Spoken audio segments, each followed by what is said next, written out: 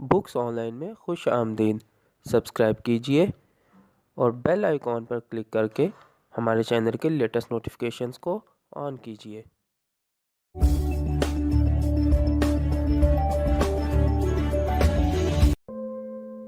मुहाजिरीन के नाम जो अभी बक़ैद हयात हैं, लेकिन तुम उनकी ज़िंदगी का शऊर नहीं रखते।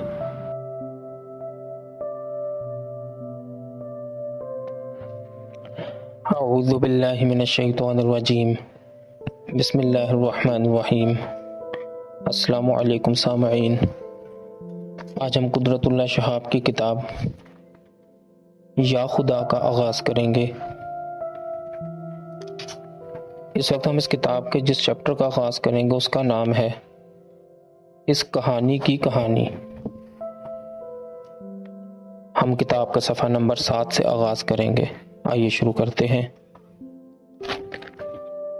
सितंबर 1947 का महीना था और हिंदुस्तान से लुट-पुट कर आने वाले मजरूह काफिलों का तांता बंधा हुआ था। जो पहले आ गए थे वो बाद में आने वालों के इंतज़ार में हज़ारों की तादाद में वाहगा बॉर्डर पर खड़े रहते थे। किसी का माँ, किसी का बाप, किसी का भाई और किसी का बेटा वाहगा बॉर्डर की बेकरां पहनाई में गुम था। अक्सर का ये इंतज़ार मौहूम साबित होता। बाज़ों को फ़क्त अपने प्यारों के जानगुज़ार इंजाम की खबर मिलती।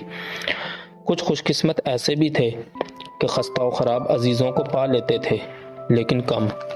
मायूस व नामर्दा मुंतज़रीन के चेहरों की खस्तगी देखने की होती थी। मैं भी इंतज़ार करने वालों में था। अपने चचाज़ाद भाई नेमतुल्लाह शहाब का इंतज़ार करते करते मेरी आंखें पथरा गई थीं। नेमतुल्लाह मेरा चचाज़ाद भाई ही न था, लंगोटिया दोस्त भी था, जिसके साथ चमकोर के स्कूल में मैंने क्या क्या धूमें ना मचाई थीं। अब वो एक देहाती स्कूल में अंग्रेज़ी का मास्टर था और अपनी सुबक नैन नक्शे वाली बीवी के हमरा कहीं बिछड़ के रह गया था। वो जिंदा था या कश्तों में शामिल हो गया था या किसी कैंप में पड़ा एड़ियां रगड़ रहा था, मुझे कुछ खबर ना थी। बहरहाल मुझे उसका इंतज़ार था। ये आस का रिश्ता भी खूब है, टूट कर भी नहीं टूटता। आखिर वो एक रोज़ आया, लेकिन मैं उसे ना पहचाना। लोगों को मुतजस्सिस देखता हुआ मैं उसके पास से 2-3 बार गुजर गया। आखिर उसने खुद मुझे कुदरत कहकर आवाज़ दी।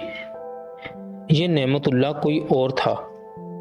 उस हंसमुख अलबेले जवान की जगह एक सदियों का मांदा, हड्डियों का ढांच, लिबास खून आलूद, चेहरा गुबार आलूद। मैंने पूछा, नेमत भाभी कहाँ है? वो रो दिया और अपने पास बैठी औरत की तरफ इशारा किया। उस औरत का चेहरा दाग दाग था। सभी चेहरे की खाल जैसे जलती हुई आहनी सुलाखों से दाग दी गई हो। हुआ भी यही था। उस हिम्मत और गैरत वाली खतून ने अपना चेहरा खुद दागा था ताकि कैंप में आने वाले शिकारियों की नजर हवस से महफूज रहे। वो चेहरा ना दागती तो उस वक्त वाहगा के इस पार ना होती और अब तक गालिबन इसका सारा जिस्म दग चुका होता। नेमतुल्लाह का यह आलम इस तरह हुआ कि चंद सूरमाओं ने कैंप के कुएं में नीला थोथा घोल दिया था। बाज़ इस आब हयात को पीकर कैंपों में जिंदा जावेद हो गए।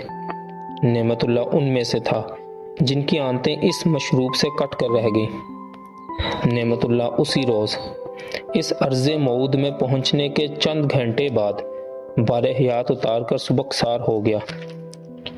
वो अफीफ़ा, उसकी बीवी, तीसरे रोज़ चल बसी और मैं जो इतने दिनों से मुंतज़िर था, खाली हाथ कराची वापस आ गया।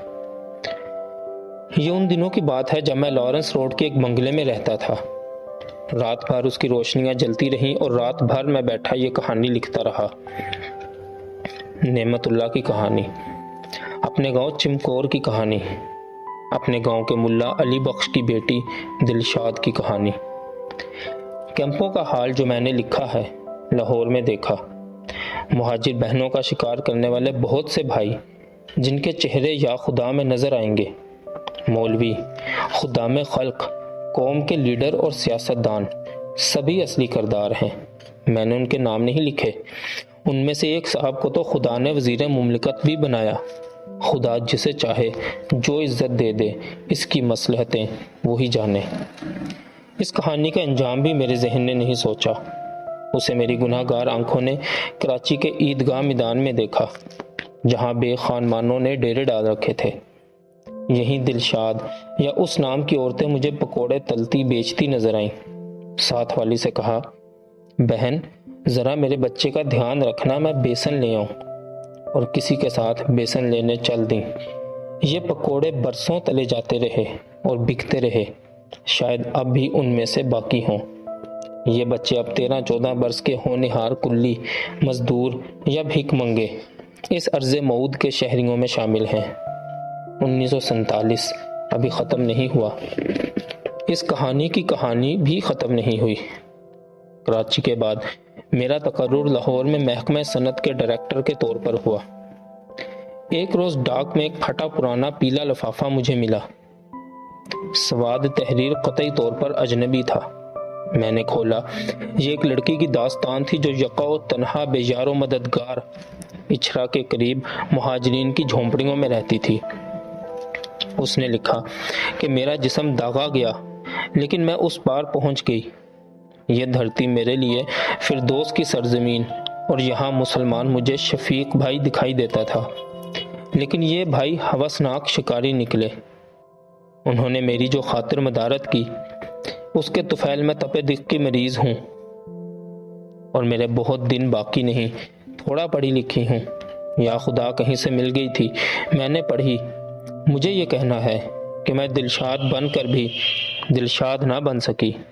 میں ان مجبوروں میں سے ہوں جو ہنسی خوشی پکوڑے نہیں تل سکتی، بیسن نہیں لا سکتی، اور اس پاک سرزمین میں سینکڑوں شاید ہزاروں کی تعداد میں موجود ہیں۔ میرے پاس ایک لمبی سی شیورلیٹ کار تھی۔ ان دنوں اس کی قیمت سستی اور شان زیادہ تھی۔ اسے میں نے ان جھونپڑیوں سے دور سڑک پر چھوڑا اور پوچھتا پچھاتا ڈھونڈتا ایک ٹاٹ کی جھگی میں پہنچا۔ وہاں ایک ویران آنکھوں والی میلے کچیلے کپڑوں میں ملبوس بیٹھی تھی۔ لڑکی کیا تھی، راکھ کا ڈھیر یا چوبے خشک صحرا۔ لگا کے آگ جسے کارواں روانہ ہوا۔ راستے میں کوئی زیادہ باتیں نہیں ہوئیں۔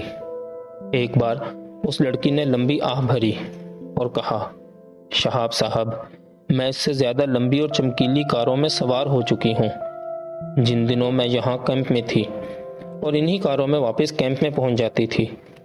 اس لڑکی کا علاج ہو گیا، اسے ایک چھوٹا سا مکان بھی مل گیا اور تھوڑا بہت روزی کا وسیلہ بھی ہو گیا، اور میرے ذہن سے یہ واقعہ نکل گیا، اور میں ایک بار پھر کراچی میں ایک نوکری پر چلا گیا۔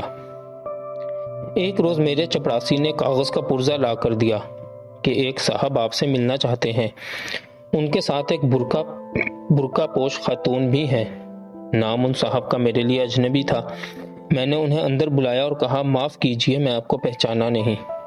ان صاحب نے مسکرا کر اس برقع پوش خاتون کی طرف اشارہ کیا جس نے اب نقاب الٹ دیا تھا۔ یہ ایک چمپئی رنگ کی شعلہ رخسار خاتون تھی۔ اس نے کہا، میں اچرا کی جھگی میں رہنے والی دلشاد ہوں جو دلشاد نہ بن سکی۔ یہ میرے میاں ہیں اور میں آپ کا شکریہ ادا کرنے آئی ہوں کیونکہ میں پھر زندوں میں ہوں۔ رات کو یہ لوگ میرے ہاں کھانے پر آئے۔ دوسرے روز پھر 10 کروڑ آبادی میں گم ہو گئے اور اس پر کئی سال گزر گئے۔ پچھلے دنوں، ابھی چند ماہ پہلے کی بات ہے کہ میں صدر پاکستان کے ہمراہ مشرق وسطیٰ کے دورے کی ایک منزل تہران میں اترا۔ یہ تیل کا مرکز ہے اور امریکہ کا ایک اہم فوجی اڈا۔ یہاں حسب رسم ہمارا تعارف مقامی عہدیداروں اور معززین سے کرایا گیا۔ انہی میں ایک صاحب پاکستانی تھے، ریشمی صافہ باندھے ہوئے۔ انہوں نے کہا، شہاب صاحب، آپ مجھے پہچانے؟ میں نادم ہوا تو بولے، میں آپ سے کراچی میں ملا تھا اور یہ میری بیوی ہیں، انہیں آپ مجھ سے زیادہ جانتے ہیں۔ یہ وہی خاتون تھی لیکن اب پہچانی نہیں جاتی تھی۔ چہرے پر جوانی کے علاوہ خوشحالی کی آسودگی اور طمانینت کا نور تھا۔ اس نے بتایا کہ اب ہمارا 3 سال کا ایک بچہ بھی ہے۔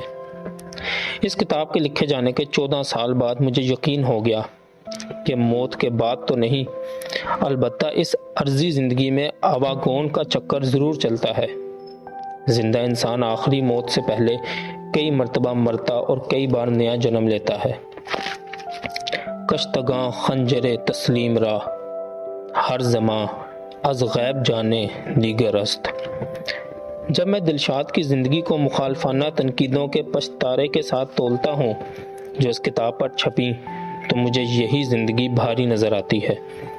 بہت سے لوگ اس کتاب کے چھپنے پر مجھ سے ناخوش ہوئے اور مجھے بہت سے طعن سننے پڑے، لیکن اس روشن بشاش اور سبھی چہرے کے مقابلے میں جو مجھے دہران میں نظر آیا، ان کی کیا حقیقت ہے؟ اگرچہ اس نتیجے کو بھی میں ضمنی ہی سمجھتا ہوں، مجھے تو فقط اپنے یار جانی اللہ اور اس کی سبک چہرہ بیوی کی کہانی لکھنی تھی، جن کے انتظار میں میں ہفتوں واہگہ بارڈر پر کھڑا رہا اور جن کی تلاش میں نے وہ سب کچھ دیکھا جو ہزار کوشش کے باوجود بھی میرا قلم پوری طرح لکھنے سے قاصر رہا۔ قدرت اللہ شہاب، 1 ستمبر 1961۔ باقی انشاءاللہ اگلی ویڈیو میں۔ جزاک اللہ خیر۔